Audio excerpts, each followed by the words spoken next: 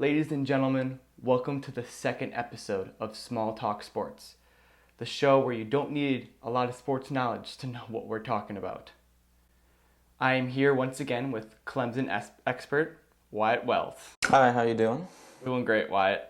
We have a lot to go over today, including LSU beating Alabama last Saturday, our brand new segment, The Panic Room, and make sure to stay at the end because we will be giving our picks for this weekend's upcoming games. But first, I just want to thank everyone initially. Our first episode was kind of a pilot. We were kind of trying out how this was going to work. Me and Wyatt, we know a decent amount about media, and we know a decent amount about creating this kind of format of a podcast / show. But it was more of a test. And I got a lot of feedback, and we got a lot of things to take away from it. I just want to thank everyone who went through that first episode. There's a lot of iffy things that happened, but we really appreciate you staying with us. And to start off today, I would love to start on a good note. I would love to talk about something incredibly happy and just an up-and-coming sports story. But no, we got to talk about what happened last night. Well, I mean, the Browns won. They beat the Steelers. So. That is true. We'll start there. So on Thursday Night Football, the Browns beat the Steelers 21-7 to go to a 4-6 record and to make their way into the playoff hunt. Nick Chubb had a great game. Baker Mayfield had a great game. Yeah, the offense was rolling. They actually were able to do something for a change, which actually is kind of annoying because I had the Pittsburgh Steelers in my lineup this week for fantasy. I benched them. Yeah, I did not. And let's go ahead and see how much they gave me because I didn't actually look. They got 1 point. They got 1 point, I believe. Oh, no, they got 3. Oh, that's awesome. 3 points. Well, thanks, Pittsburgh. But we don't get to talk about that because with 8 seconds left, it happened. There was an altercation between the Browns and the Steelers. A major fight happened where Myles Garrett ripped off the helmet of Mason Rudolph and hit him upside the head. A brawl happened, and Myles Garrett and Marquise Pouncey were then ejected from the game. Yeah. It's tough to talk about. Yeah. But we got to talk about this. So Wyatt, let me ask you this. I can only think of one other instance in sports history that something similar to this has happened. Oh, I know exactly what you're talking about. But has anything in college sports?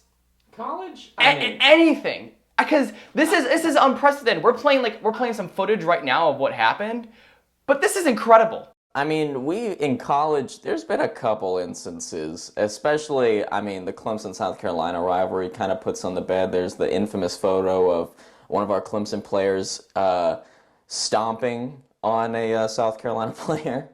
But this is assault. A man... Well, I'd argue that was assault, too. But there's been, bench clearings, team versus team fights. The Michigan-Ohio State games always have something going on. But, really, this has been, and you can see on Twitter all the other NFL players reacting, this is something new. I don't think anyone's seen this type of action before. Usually, stuff like happens. Years ago, there was a fight with Andre Johnson, with a corner with the Tennessee Titans. And they got in an altercation, like a fist. But, that's people hitting other helmets. That's basically just them hurting themselves. Yeah. This is a man going out of his way to try to physically harm another human being in an aggressive way. Mike Pereira of Fox Sports guessed that this would be a 4-game suspension, but it's seeming like he could be done for the year. Vontaze Burfict was suspended 12 games this year. The same season, by the way. This was only a couple weeks ago. And if you really compare the two incidences, I think Vontaze Burfict is in a lot better spot just from what he did. Now, what he did obviously is not excusable. It's still dangerous. But, I showed you a Twitter video earlier while we were doing some research on some Browns fans. It was either Browns or Steelers fans, but they had a Steeler replica helmet, like a legit football helmet, and a wooden chair. He does the same motion with the chair. Keep in mind, this is a pale, skinny white boy compared to the Greek god of Myles Garrett. His words, not mine. But that They hit the chair, and the chair splinters in half.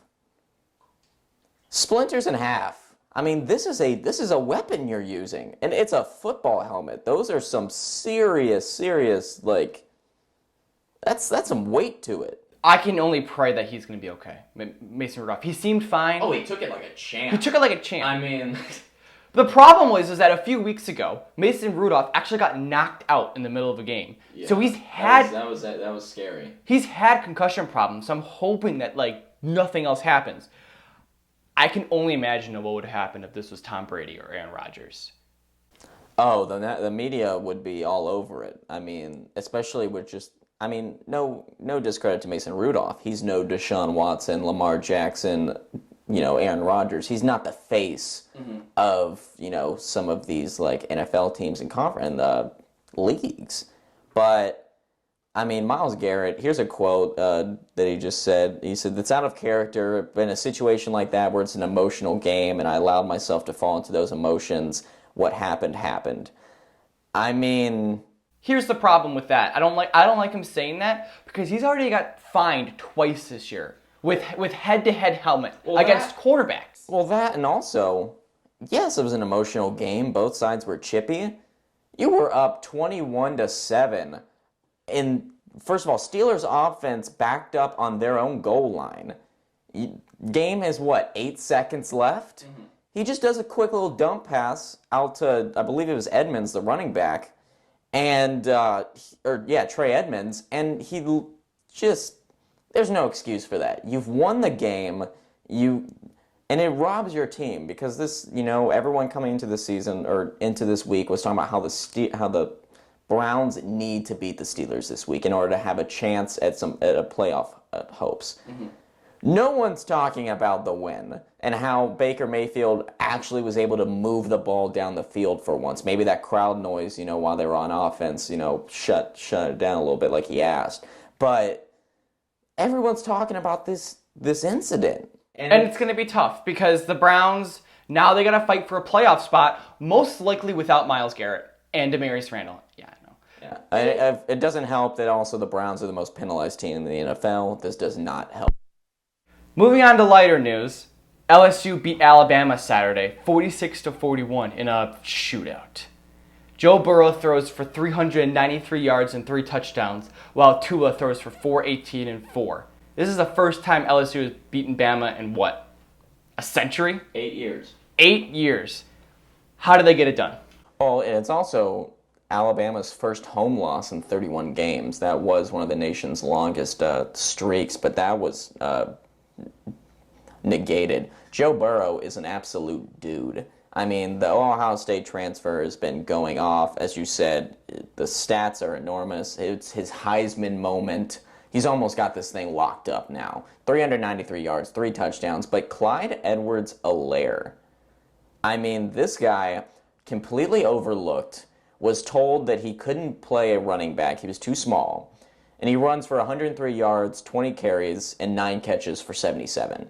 And he is the guy who puts the game on ice after he seemingly gets tackled by 3 Alabama defenders and then walks into the end zone on that final drive after Alabama scores to bring it in within 5. I mea game of both running backs. Najee Harris had a great game, too. Najee Harris made himself some money. He made himself some NFL money in this game. He's a great back as well. He's always tough to play. He's a big dude. Mm-hmm. But what did we mention last week about Burrow? What is his strength against the Alabama defense? Middle of the field.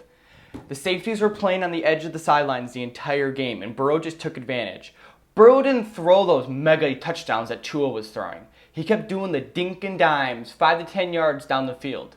And if you notice towards the end of that game, while Alabama was kind of coming back, Joe Burrow had 2 methodical drives in the fourth quarter, each lasting more than 5 minutes. Just taking up time, slow passes. That is what you need to do to beat Bama. Don't allow their offense to beat you. And they didn't. No, although give Bama credit, though. Even down 33-13, they fought back and had a chance to win. They got close to having a chance to win this thing, but Joe Burrow, each time, just as the formula is, you have to be able to respond to that. And Bama's defense, like everyone's been talking about, not the same Bama defense that's been, destroying people in the past. The offenses masked some things, but Joe Burrow was able to manipulate and take advantage of that secondary. So now look at the college football playoff. We'll look at it really quickly. So LSU's number one with, 4 marquee wins now? Oh, LSU's almost, if they don't lose, they're locked to be number one. They are locked to be number one and in the college football playoff. Alabama, though, they're in a sticky situation. They're ranked 5 right now, but they got a couple things going for them. Number 1, Tua was hurt. Maybe hurt, maybe he was. Again, throws for over 400 yards. He was definitely limited in that game. Especially towards the end, he was hobbling around. But, Saban said he was good to go all week. He had no problems. But once you get into a game situation, it's completely different than being on the practice field. However, the committee, 5 years ago when this whole thing started, they listed the requirements that would go into these rankings. One of them was injuries. If a player is hurt from a team, they're going to factor that into the rankings and the overall decision at the end of the year. Yeah, Clemson benefited from that a couple seasons ago in the Syracuse loss when they knocked out Kelly Bryant, and we had our backup, and we did end up losing that game, but the committee did use that as one of our examples on why we weren't knocked as much. But, here for Alabama, they could miss the playoff for the first time. We might get the first ever non-Alabama playoff. Depending on how the Big 12 stacks up in the Pac-12, so Big 12, you got Baylor and Oklahoma, which we'll talk about in a bit. But then you got Oregon, Utah at the end of the year at the championship game. That's one of the games that I'm looking at that could jump over Bama. Because one of the criteria is, as we get later on into these conference championship games, the tiebreaker is conference championships won. Mm-hmm. And either Oregon or Utah, if you want Alabama not to be in the playoff, you want Oregon to win this game. Yes. Because then their only loss is a very close last-second loss to Auburn, which is no slouch on itself, even though they might end up having 4 losses, 4 to 5 losses when it's all said and done. But Oregon is right now probably Alabama's biggest threat, I'd have to say, for the playoff. It's going to be a very fun, interesting few weeks in college football for sure. Oh, yeah, definitely. Don't even get us started on the possible scenario, the almost be-all, end-all scenario. Georgia beats Auburn and LSU in the championship game, 11-1. LSU loses to Georgia, 11-1. Alabama beats everybody and is 11-1. Depending on how these games go next week, we might have to dedicate a whole show to just talking about college football playoff scenarios. That's Armageddon scenario right there. But now we go to the NBA now, where the man, the myth, the legend, Carmelo Anthony finally finds a team. After an offseason of no one giving him a single offer, Portland signs him to an unguaranteed deal for 1 year. Portland's been struggling finding any help at the forward position after losing Alfredo Mino and Mo Harkless in free agency. Do you think that Carmelo is going to be a perfect fit for this Portland Trail Blazers offense? I don't know about perfect fit. I think what they do matches pretty well with what he does. Carmelo loves some of those ISO plays, and Portland is one of the top teams that utilizes ISO basketball. This man is an all-star. He's going to be a future Hall of Famer. Adding him to any team is a boost up, especially for Portland right now, who's kind of been stagnant. They had a fantastic season last year, but the offseason saw a lot of teams in the West get significantly better. You've got the Clippers, Lakers, Rockets. Everyone has seemed to add either a superstar or has benefited in some way from their offseason turnouts, but Portland didn't really get on that successful side of those offseason acquisitions. You could say that Hassan Whiteside's a signing, but there was an emergency signing because Nurkic got hurt in the previous year. I don't like it. I don't like Melo playing in the NBA anymore. You don't want Melo playing? I don't want Melo playing, and here's why. The way Melo plays just doesn't work in the NBA anymore. The NBA is a swing offense league now of the people getting the open shot. Melo is the kind of guy that takes the ball in the wing, he sits there and he tries to create his own shot. That just doesn't work anymore in the NBA. You don't see that happen anymore. And He tried playing with the Thunder and the Rockets the last 2 years. And they both told him, here's what you're going to do, Melo. You're going to sit in the corner and you're going to catch and shoot threes. And he failed. He failed with both those teams. And I can't see him doing any more with the Trailblazers. Well, I think this whole kind of saga, this whole, I don't even know what you would call it, just his experience right now, you go through emotions, not being wanted in the league anymore, being told you can't play. I think he sat back, and I think he had a different mindset going into those teams, playing with the Rockets. Mm-hmm. I think he thought a little more highly of himself. I think he's been humbled. I think he understands where he's at now in his career. No one is questioning his greatness, his career, but as of right now, as in this league, he's just not a player that really works in it. And I think that he understands that, and he's now willing to take a less significant role, come off the bench. I think he's just happy to be on a team.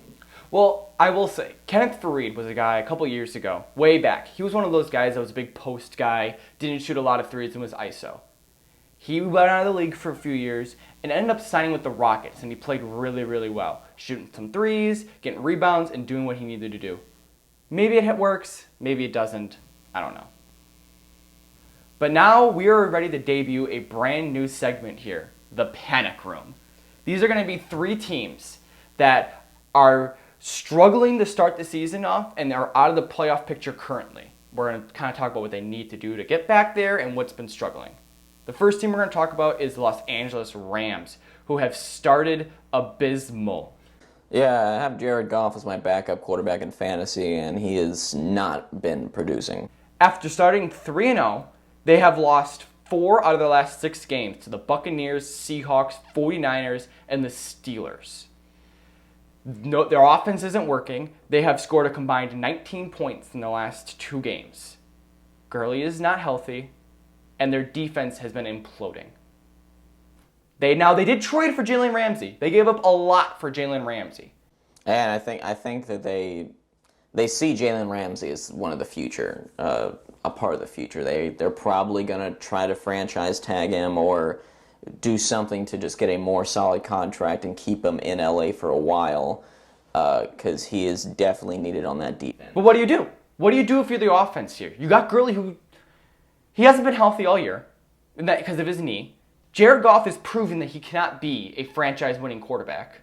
You might need to go hunting. But he signed a mega deal in the offseason.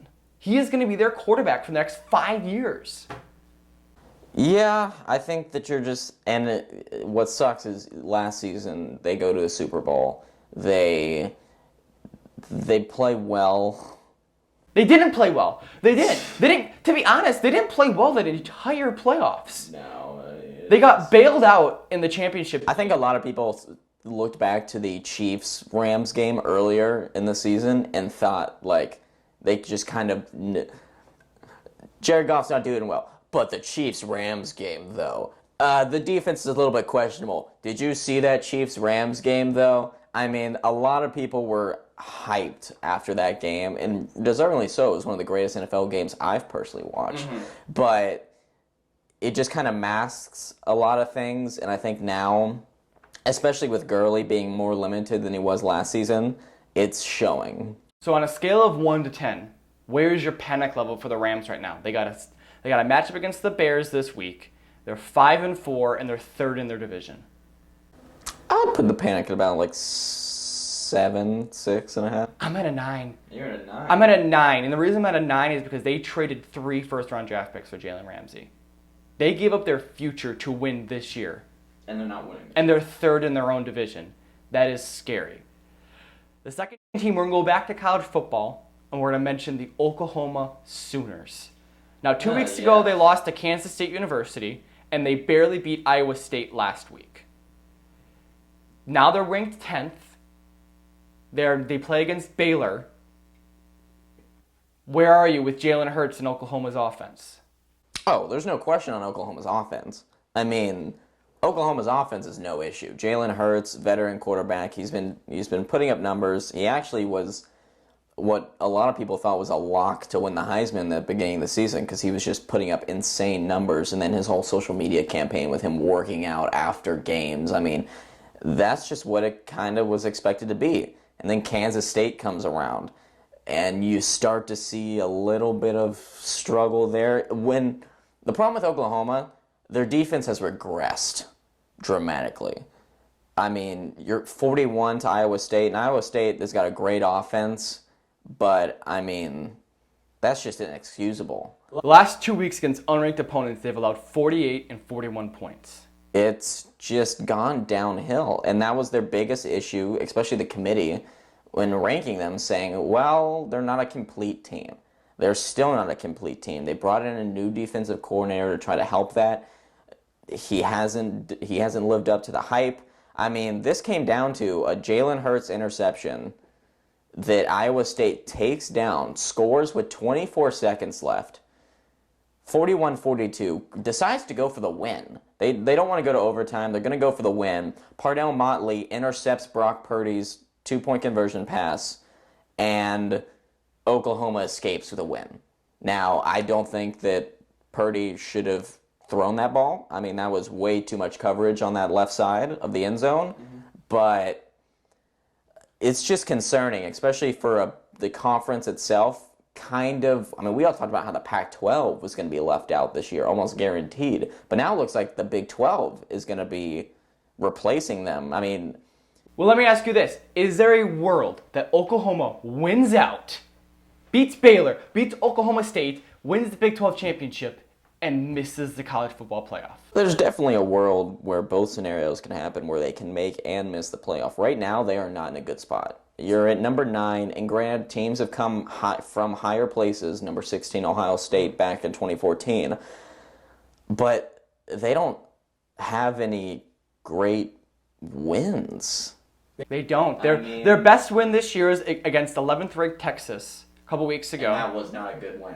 But that is still going to be counted as a win for them against a ranked opponent. It's going to be a win against a ranked opponent, but like LSU, that Texas win has been diluted because of how terrible they've been playing. Oklahoma, their next biggest test is this weekend with Baylor and Waco.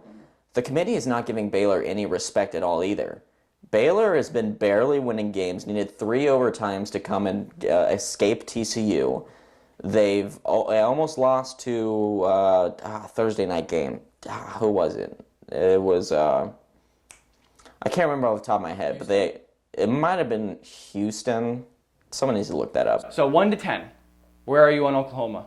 Oklahoma right now, talking about like making the playoff? No, panic. Oh, How panic to make the playoff? Yeah, how panicked are you if you're an Oklahoma Sooners fan? Oh, 10, absolutely. I mean, you do not control your own destiny. You need teams above you to start losing, which, I mean, Utah and Oregon will get knocked out, and they'll be able to move down. Minnesota or one of those teams up there will get knocked out eventually. They'll move down.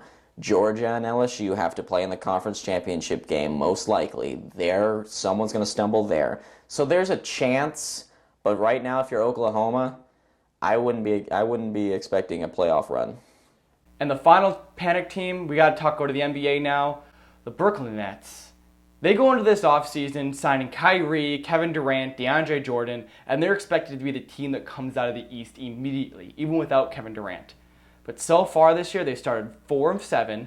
They've lost to terrible teams like the Grizzlies, the Timberwolves, the Suns, and the Pistons. Well, the Suns beat the Clippers earlier, so I don't see the Suns as too bad. But this was a team that was supposed to compete for a championship, and they have struggled to get out of the gate. I disagree. I think that this was their one season to kind of gel, kind of get chemistry going. They don't have Kevin Durant. I don't see how you expect them to even contend for a championship, let alone a conference final, without your superstar player in Durant. I mean, Kyrie is great, but I mean, we saw what he did in Boston.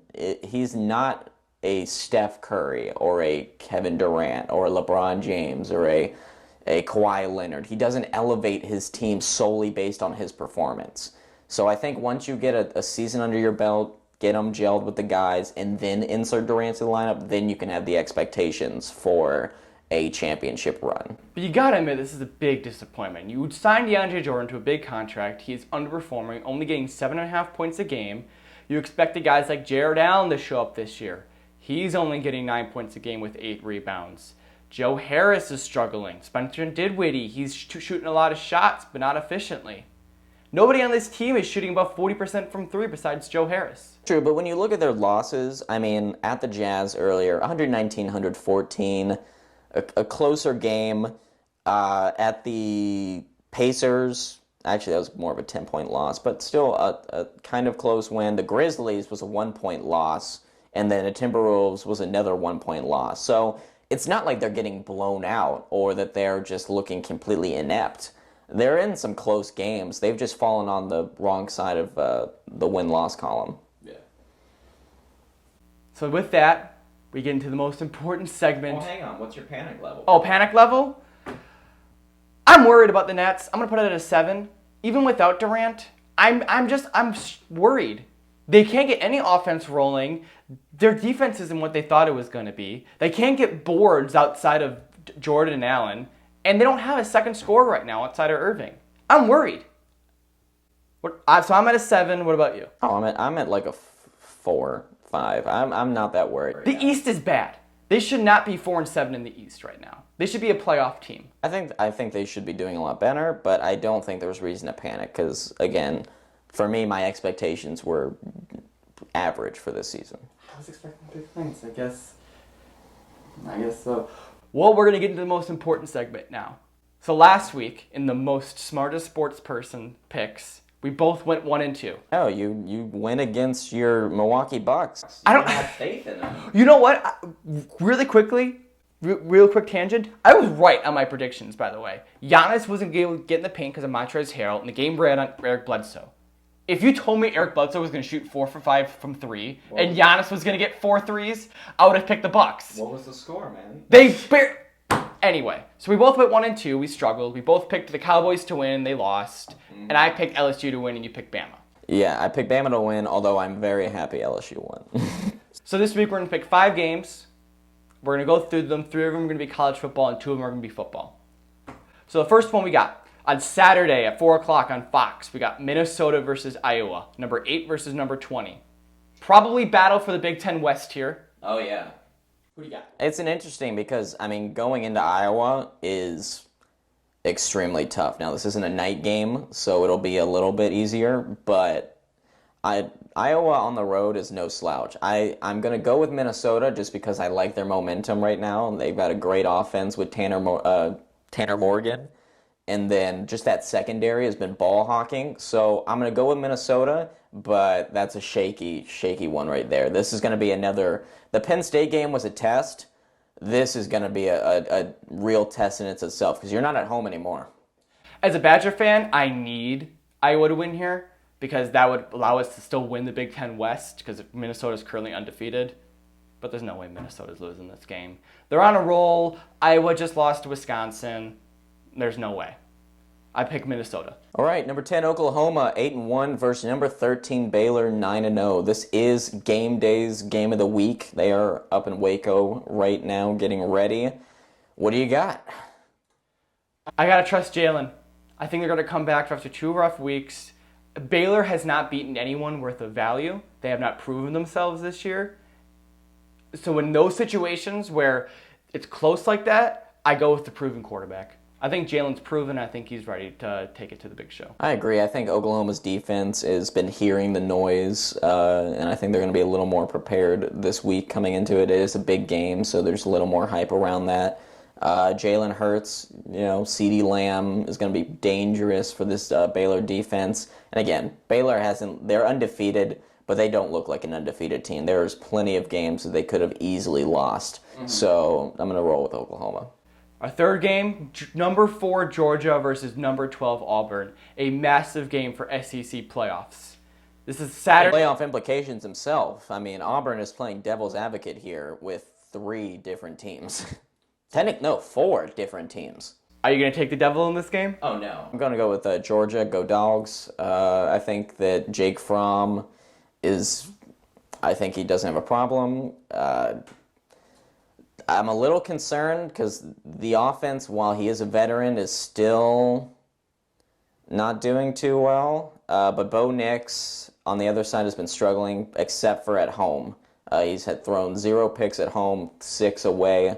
I'm going to take Georgia in a close one. That's why I'm taking Auburn, though. Bo Nix does not lose at home. This is where he feels safe. And Georgia has struggled against the road. Granted, they're great, but this is where they struggle. Their offense can't produce usually on the road. Auburn's got this game, and it's not even going to be close. You don't think it's going to be close? It's not even going to be close. Since Auburn, you don't think it's going to be close, what's the scoring prediction then? in an SEC game, I'll go 31-17. 31-17 Auburn. Okay, well, you heard it here, folks. 31-17, Auburn's going to take the hose to Georgia. And they're going to destroy the SEC. Possibly. Basically, implode the entire conference and the playoff. Our fourth game is going to be a Sunday noon game in the NFL. We got the Houston Texans 6-3. 1 p.m., sir? 1 p.m. Sorry, this is the Midwestern talking here. 1 p.m. game Eastern time. The Texans are taking on the Ravens. This is a huge MVP matchup possibly. Lamar versus Deshaun. I mean, I'm so excited for this game. I've actually been in a mood the past 2 days. I rewatched the LSU or the Louisville Clemson game last night, and I cried. I'm gonna be honest with you. I teared up because I was at that game, and it was one of the greatest games I've ever seen. I don't know how it's not in talk for one of the greatest or one of the top games of this century, let alone this decade. But 2 NFL players, 2 superstars. It's just going to be fantastic. Deshaun has all the intangibles. He has a little bit better of an arm. But Lamar, I mean, we saw that spin move. I mean, he's got the athletic ability. He's legit. Are you going against the Klesman Tigers of the NFL and Houston Texans? Oh, no. I mean, I'm going to take Houston here just because, I mean, they're my team. I mean, it's a little bit biased here.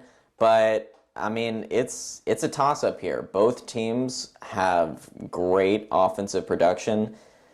It's really, I think it's going to be on which quarterback performs better.